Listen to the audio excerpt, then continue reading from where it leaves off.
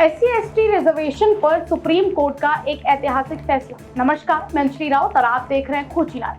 1 अगस्त को supreme court का एक ऐतिहासिक फैसला आता है। सुप्रीम कोर्ट कहता है कि आरक्षित वर्गों के अंदर भी वर्गीकरण किया जा सकता है ताकि रिजर्वेशन का सही फायदा सही लोगों तक पहुंचे। मामले पर विवाद हुआ, कई जगह फैसले के खिलाफ विरोध प्रदर्शन भी हुए।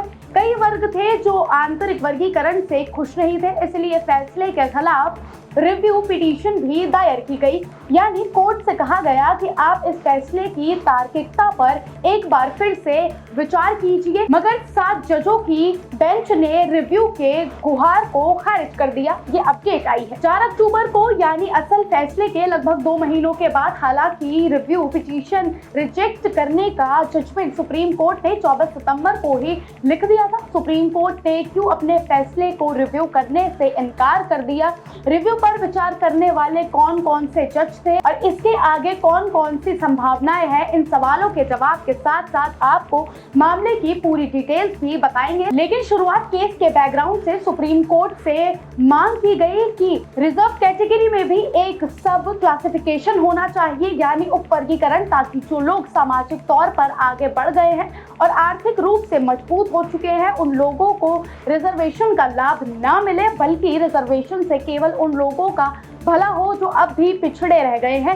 इस तरह का सेपरेशन अन्य पिछड़ा वर्ग में पहले से ही किया जा चुका है। ओबीसी में इसे क्रीमी लेयर और नॉन क्रीमी लेयर कहा जाता है। इसमें कुछ मापदंड हैं जिनसे ये आंका जाता है कि ओबीसी में भी कौन आर्थिक रूप से संपन्न हो चुका है और किसे अब भी आरक्षण की जरूरत है। मापदंडों के आधार पर जो जरूरतमंद पाए जाते हैं वो नॉन क्रीमी लेयर वर्ग में आते हैं, उन्हें रिजर्वेशन का लाभ मिल जाता है, लेकिन क्रीमी लेयर वालों को नहीं मिलता। साल 1992 के इंदिरा साहनी जजमेंट से क्रीमी लेयर का कॉन्सेप्ट अस्तित्व में आया था और तभी से इसी तरह का कॉन्सेप्ट एसटी और एससी वर्गों में भी लाने की मांग अलग अलग प्लेटफॉर्म पर अलग अलग तरह से की जाती रही है। मगर सुप्रीम कोर्ट ने तब कहा था कि SC/ST रिजर्वेशन में क्रीमी लेयर का कॉन्सेप्ट लाने की कोई गुंजाइश नहीं है। सुप्रीम कोर्ट ने कह तो दिया, लेकिन मांग इससे खत्म नहीं हुई। इन्हीं मांगों से जुड़ा हुआ एक केस है पंजाब सरकार बनाम दविंदर सिंह केस, जिसकी सुनवाई सुप्रीम कोर्ट की 5 जजों वाली बेंच कर रही थी। फिर 2020 में इस केस को 7 जजों वाली बेंच के पास ट्रांसफर कर दिया गया। Chief justice of India divide Chandrachud की अध्यक्षता वाली इस बेंच ने 8 फरवरी को अपनी सुनवाई पूरी कर ली। तभी कोर्ट ने अपना फैसला सुरक्षित भी कर लिया था। ये फैसला डिलीवर किया गया 1 अगस्त को। बेंच में CJI DY चंद्रचूड़ के अलावा जस्टिसेस BR गवई, विक्रम नाथ, पंकज मित्तल, बेला M त्रिवेंद्र, सतीश चंद्र शर्मा और मनोज मिश्रा थे। इस 7 जजों ने 6-1 की मेजोरिटी से अपना फैसला दिया, जिसमें 6 जजों ने सहमति बनाई कि ST/SC में उप वर्गीकरण किया जा सकता है, जबकि एक जज ने इस बात से इनकार कर दिया। इनकार करने वाली जज थी जस्टिस बेला M त्रिवेदी। उन्होंने कहा था कि सूची में उपवर्ग बनाने से किसी के साथ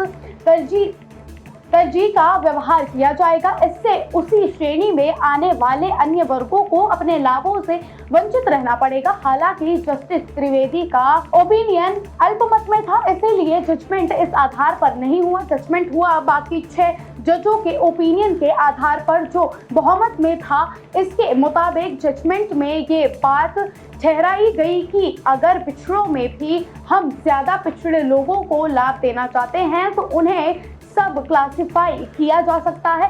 इसे कोर्ट के अंदर कोटा की संज्ञा भी दी गई। हालांकि ये फैसला कोटा जितना सिंपल और सीमित नहीं है। 565 पेज लंबे इस फैसले को कई मायनों में इंटरप्रेट किया जा सकता है और इस इंटरप्रेट कर लागू करने का काम किसका है? सरकार का। लेकिन केंद्र सरकार ने इस फैसले के मुताबिक कोई भी फैसला लेने से मना कर दिया है। सरकार ने क्या कहा है वो आगे बताएंगे। फिलहाल फैसले की अगली अदालती प्रक्रिया पर बात करते हैं।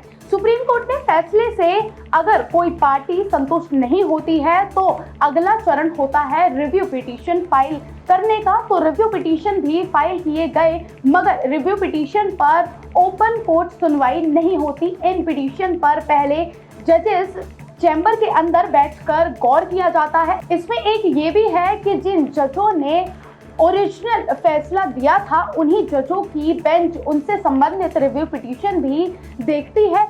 जिन 7 जजों ने SC/ST में उपवर्गीकरण का फैसला दिया था उन्हीं 7 जजों ने रिव्यू पिटीशन देखे और उन्हीं ने इन रिव्यू पिटीशन को खारिज करने का फैसला भी लिया। रिव्यू पिटीशन खारिज हो जाने की जानकारी मिली 4 अक्टूबर को, जबकि फैसला जो आया है उसमें तारीख 24 सितंबर की डली थी। 525 पेजेस के असल फैसले के मुकाबले ये फैसला सिर्फ 10 पेज का था। आदेश 4 बिंदुओं पर आया। पहले पॉइंट में कहा गया कि रिव्यू पिटीशन दायर करने की अनुमति दी जाती है।